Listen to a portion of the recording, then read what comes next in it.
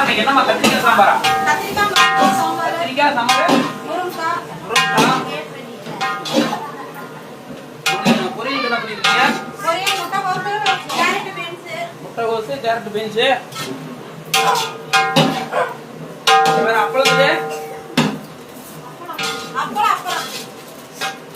அப்புறமேல இது கடைசியா. அப்பளம் ரெடி பண்ணிட்டீங்க. அண்ணா இதுக்கெல்லாம் ரெடி பண்ணிட்டீங்களா?